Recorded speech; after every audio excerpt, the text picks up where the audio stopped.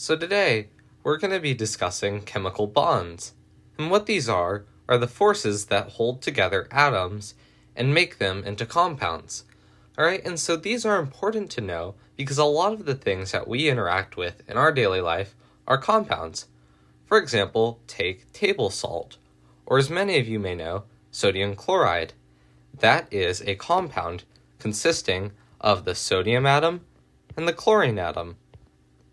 In the lab, we might be working with something called hydrochloric acid, and this too is a compound. It's made up of hydrogen and chlorine. Or how about water, H2O? That's made up of 2 hydrogen atoms and 1 oxygen atom. These are all compounds that are held together by some kind of chemical bond. A key part of chemical bonds are valence electrons. And as you may remember from the atomic structure, valence electrons are the outermost electrons of an atom. And because they're the furthest away, they're involved in bonding and reactions. And this is due to something called the octet rule. And this rule is very important because it says that atoms will want to either gain, share, or lose electrons to reach the magic number of 8. So all atoms want 8 valence electrons. And the reason that they bond and react is to get to this number. So if we look on the periodic table, we can very easily identify valence electrons because each column of the periodic table has the same number of valence electrons. So in column number 1, we have 1 valence electron. In column number 2, we have 2. We skip all of the transition metals, and in column 13 now, we have 3, and then we just keep increasing. 4, 5, 6, 7, and then 8. Now valence electrons lead into a type of atom called an ion. Remember how we just said that atoms will do things to their valence electrons in order to get to 8. And that means that they can either gain or lose them.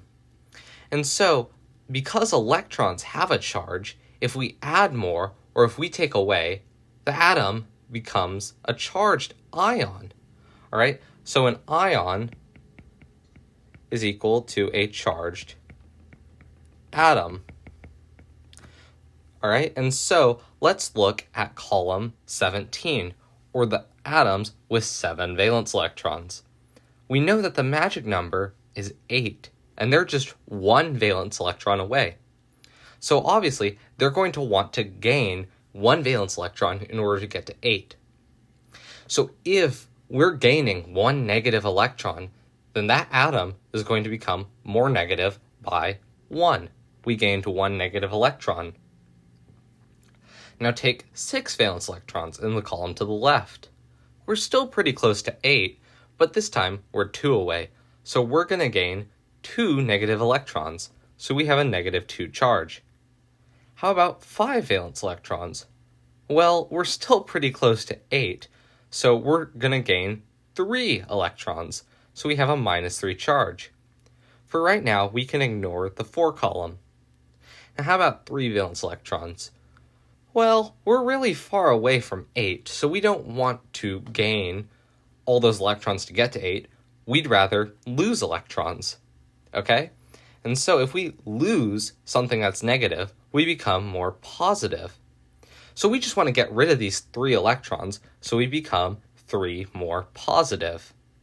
And the same for column number 2. We lose these 2 electrons to become 2 more positive. And the same for column 1. We lose 1 electron. So for example, if we chose an element from column 1, for example, sodium, the sodium ion would be involved in bonding, which is Na+1. Now we can talk about the formation of actual compounds. Okay? And the first thing to note is some vocabulary. We have 2 terms. We have the cation and we have the anion. So the cation is our positive element. You can remember this as cats being positive. So the cation is our positive element, and we write the cation first. The anion is our negative element, and we write that second. So for example, we have lithium and fluorine. Okay, lithium has a +1 charge, so positive makes it our cation, and fluorine has a -1 charge. That means it's our anion, and we write it second. Okay, we're told that charges in bonding need to equal 0. So the positive charge and the negative charge need to add to make 0. And that's so the compound is stable, all right? So +1 and -1 already make 0, so we can just write it as is, LiF. Okay, now how about Ca, calcium, +2, and chlorine, -1? +2 and -1 does not make 0. We need -2, not -1. So that means we need 2 chlorines to get a charge of -2. So again, let's write our cation first. The positive calcium, we just need 1. And now we can write our chlorine second, except this time we write 2 down here as a subscript. And that 2 tells us that there's 2 negative chlorines. Therefore, there's 2 -1 charges that add to the positive 2 charge to make 0. Now let's look at our last compound, sodium and oxygen. Sodium has a +1 and oxygen has a -2. That also does not make 0. So we need 2 positive sodiums to cancel out the 1 negative oxygen. So let's write it out, Na2O. Those are all stable compounds. So sometimes when we're looking at chemical bonding, we need to have a visual way of keeping track of the valence electrons of each atom. So we use something called electron dot diagrams or Lewis dot diagrams, where valence electrons are shown as dots around the element symbol. So right here, we have a chart for all the electrons per each column. So while the lettering of the element might be different for each column, this is what the electron dot diagram would look like. Okay, now if you'll notice, the electrons are distributed evenly around the letter before they're paired. So we have singular dots before we have double dots, like we first see our first pair with nitrogen, or column 15, because that's when we first have more than 4 electrons. Okay, so let's say we had another element from column number 1, sodium. The letters, like I said, are different, so our symbol's different, but our electron dot diagram is the same with 1 electron because it's in column number 1. And we'll show these diagrams a little bit more when we get into specific types of bonding. So our first type of bonding are covalent bonds. Now these bonds are commonly referred to as bonds where atoms share electrons. Okay, so if we look at the picture below, we have 1 electron on one atom and 1 on the other, and they come together to have this pair in the middle that they share between themselves. And this is commonly said as being between 2 nonmetals. Going back to our diagrams, because we share electrons, we can refer to these pairs as types of bonds. So one pair is equal to 2 electrons that we share. So let's look at fluorine down below.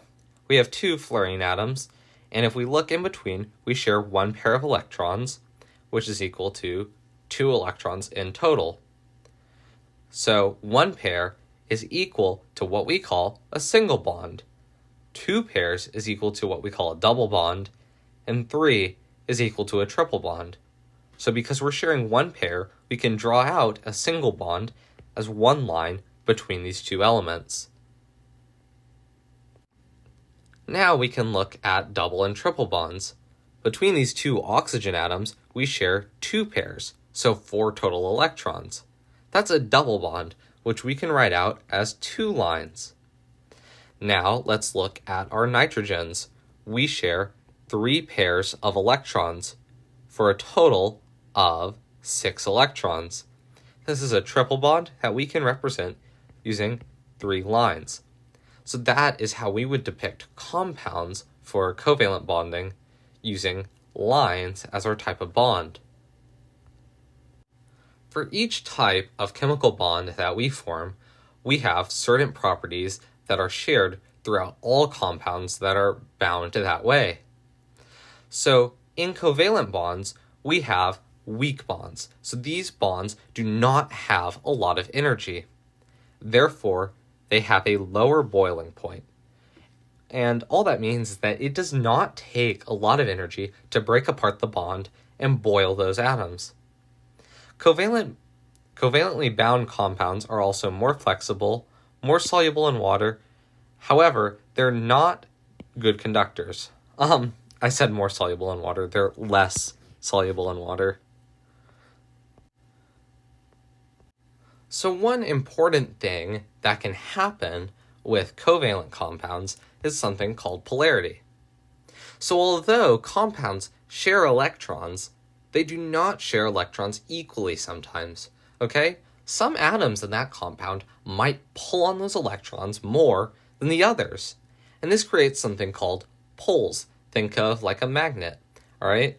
So one side is going to be more positive than the other, and the other side is going to be more negative than the other because the electrons are closer to one than the other. So let's take water. If we draw it out like this, the oxygen actually pulls more on the electrons than the hydrogen. So it's negative. That side is a negative pole because the electrons are pulled closer to the oxygen, making it negative. And because the electrons are further away from the hydrogen, they're positive. So we have a positive and a negative pole on water.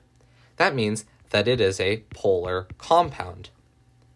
However, if we have a compound like this hydrogen down here, both hydrogens pull on the electrons equally. Therefore, it is non-polar.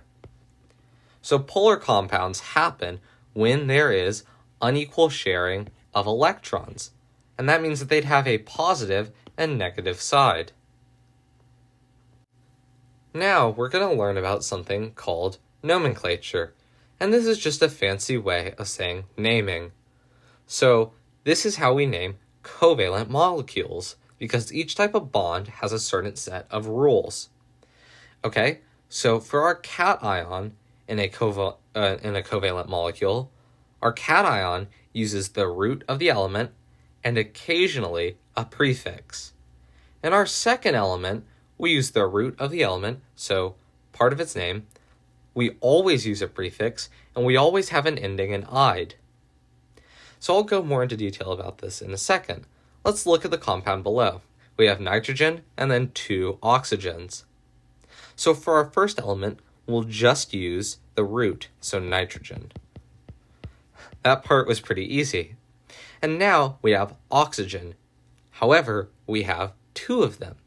And because we always use a prefix, we write di, and then we write our root, ox, and then we end it with ide. So we have nitrogen dioxide. So here is a chart of our prefixes. If we have one element, the prefix is mono, 2 is di, 3 is tri, 4 is tetra, 5 is penta, and so on and so on. We use prefixes in the cation if there are more than one. However, we always use the prefix for every anion. So now let's practice these naming rules. So let's look at our first compound. We have phosphorus and then chlorine. We have one phosphorus, so one cation, therefore we don't need to use prefixes. So let's just write out phosphorus. Now we have 5 chlorines. Okay, so our prefix for 5 is penta. So penta, now the root of our element, so chlorine becomes chlor, and then we end it with ide, pentachloride. Okay, let's look at the one below it. This time we have 2 phosphorus as our cation. Therefore, we do have to use a prefix. Okay, our prefix for 2 is di, and then just our root, phosphorus. So we have diphosphorus, and we have 3 oxygens. The prefix for 3 is tri, and then our root is ox, and then we end with ide. So we have phosphorus, or diphosphorus trioxide, and we have phosphorus pentachloride. What we can also do is write out the formula of a compound from our name. The first one that we're told is sulfur dioxide. Okay, there's no prefix, so we know that there's just one cation, so one S. Dioxide means 2 oxygens, so SO2. What about below? Dinitrogen hexafluoride. Okay, di means 2, nitrogen, so we have N2. Hexa means 6, and of what element? Fluorine, so N2F6. So that's all we have for covalent bonds. The other type of bond are ionic bonds, and these are bonds where atoms gain or lose electrons. So instead of sharing, atoms take and lose electrons, all right? So if we look at the picture below, atom A, or our first atom, has lost its electron, and atom B has added that electron to its shell. And these bonds usually occur between a nonmetal and a metal. So we don't really have single, double, and triple bonds like we did with covalent diagrams. Instead, like I said, atoms lose or gain electrons. So if we're trying to make sodium chloride table salt, what happens to sodium's 1 electron? Well, it gives it up to chlorine to complete its shell. So we end up with sodium with a positive charge and chlorine with now a full shell, and it just gained 1 electron, so it becomes negative. So that is what our diagram would look like. Again, each type of bond has a certain structure or a certain set of properties. Okay, so with ionic bonds, ionic substances are actually just a bunch of ions bonded together into a giant molecule. And the arrangement of ions in a regular structure becomes something called a crystal lattice. So you can think of it like a really giant cube made up of sodium and chlorine atoms. Now, ionic bonds are really strong, which means it takes a lot of energy to melt or boil them, so they have a high melting and boiling point. And they're ions, so they're good conductors. Now we can learn about the nomenclature for ionic bonds, and they are a little bit different than covalent bonds. Our cation is just named using the root, and the second, our anion, is named using the root and ide. So we do not use prefixes even if there is more than one of that element. So for example, as I've said a lot through this presentation, sodium chloride. That is the ionic name for table salt, or NaCl, sodium chloride.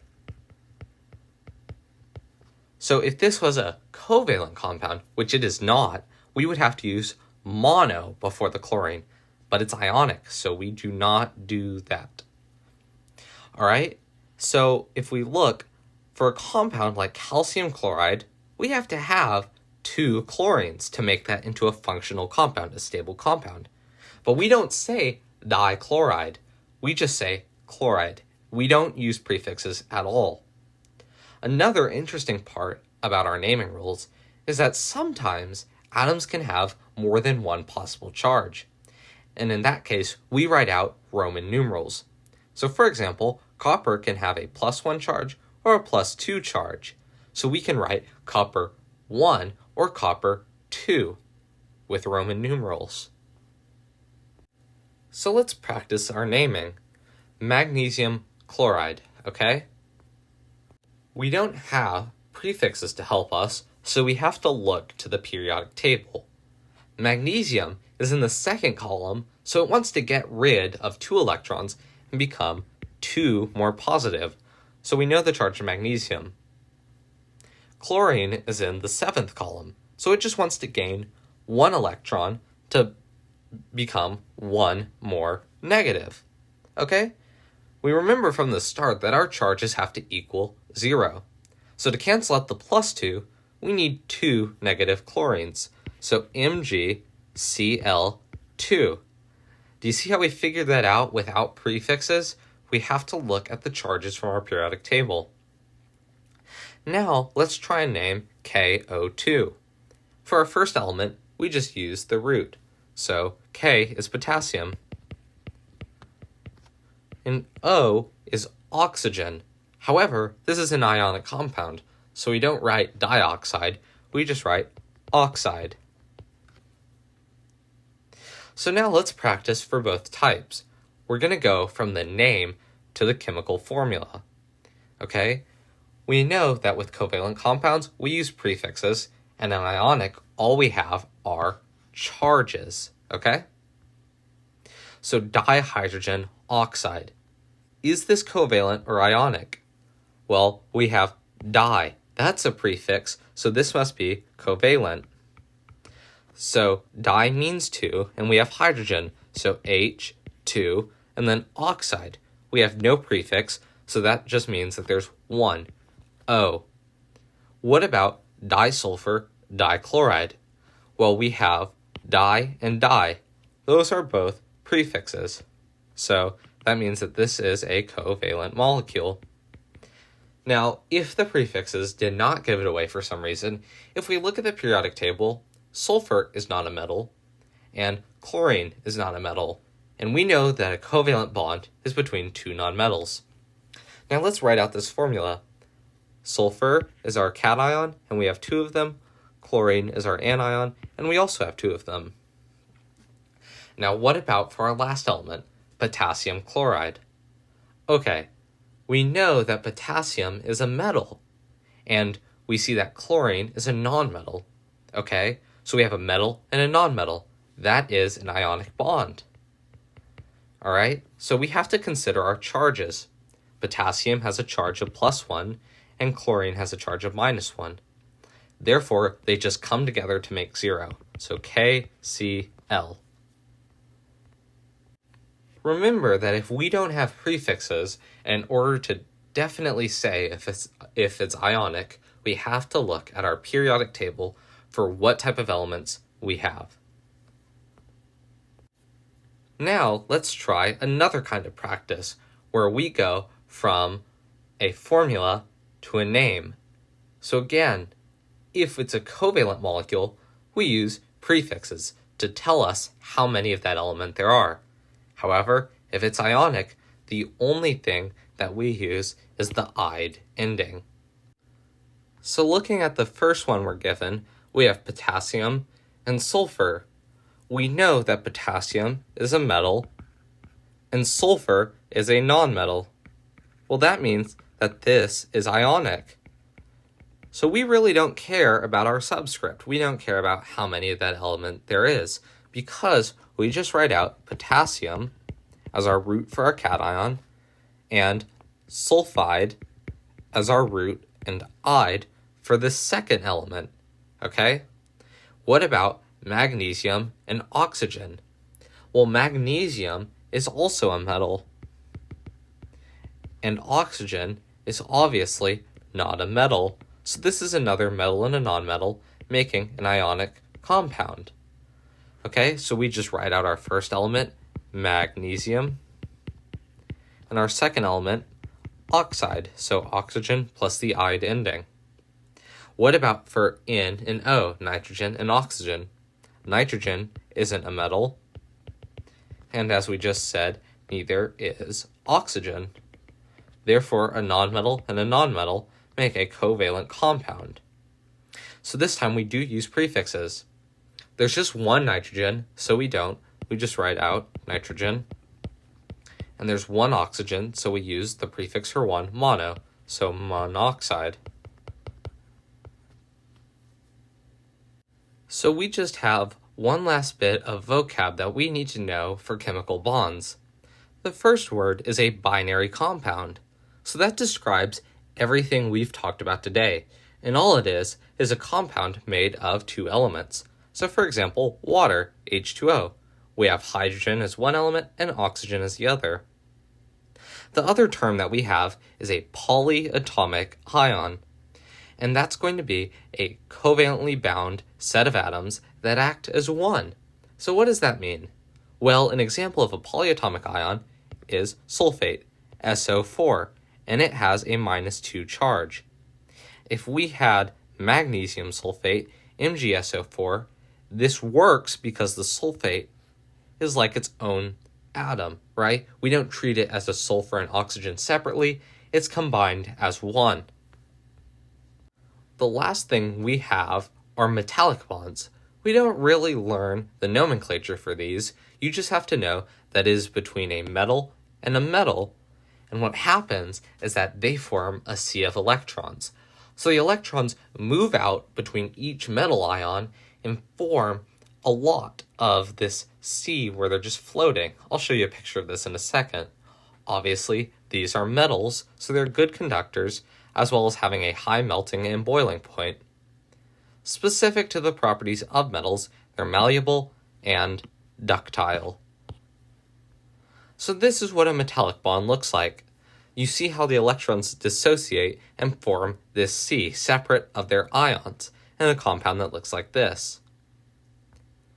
So that's all we have for today. That's everything about chemical bonds.